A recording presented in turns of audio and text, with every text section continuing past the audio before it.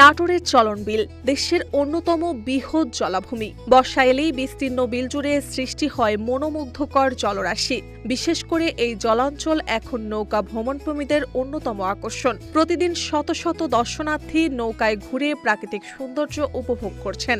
স্থানীয় ব্যবসায়ীরা পর্যটকদের আগমনে অর্থনৈতিকভাবে লাভবান হচ্ছেন। সব মিলিয়ে বর্ষাকেন্দ্রিক এই পর্যটন কার্যক্রম স্থানীয়দের অর্থনীতিতে ইতিবাচক প্রভাব ফেলছে। তবে এই আনন্দঘন পরিবেশের মাঝে উঠেছে উদ্বেগজনক অভিযোগ। স্থানীয়দের দাবি, কিছু নৌকায় উচ্চকণ্ঠে ডিজে সাউন্ড গান বাজিয়ে পরিবেশন করা হচ্ছে। কোথাও কোথাও অশালীন নৃত্য, বেপরোয়া আচরণ এবং মাদক সেবনের মতো কর্মকাণ্ড চলছে বলে অভিযোগ রয়েছে। এতে পরিবার নিয়ে ঘুরতে আসা দর্শনার্থীরা বিব্রতকর পরিস্থিতির মুখে পড়ছেন।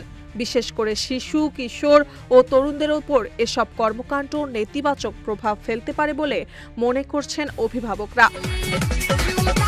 স্থানীয়দের ভাষ্য, নৌকা ভ্রমণ অবশ্যই চলবে, কারণ এটি চলন বিলের অন্যতম আকর্ষণ। কিন্তু বিনোদনের নামে এমন কোনো কর্মকাণ্ড হতে পারে না যা সামাজিক পরিবেশকে নষ্ট করে বা মানুষের মধ্যে অস্বস্তি সৃষ্টি করে। তাদের মতে, নিয়মিত প্রশাসনিক নজরদারি, শব্দদূষণ নিয়ন্ত্রণ এবং অভিযোগ পাওয়া নৌকাগুলোর বিরুদ্ধে প্রয়োজনীয় ব্যবস্থা নিলে পরিস্থিতি উন্নতি সম্ভব। সচেতন মহলের দাবি, চলন বিল শুধু একটি পর্যটন কেন্দ্র নয়, এটি দেশের একটি গুরুত্বপূর্ণ প্রাকৃতিক সম্পদ। তাই এর সৌন্দর্য ও সামাজিক পরিবেশ রক্ষা করা সবার দায়িত্ব।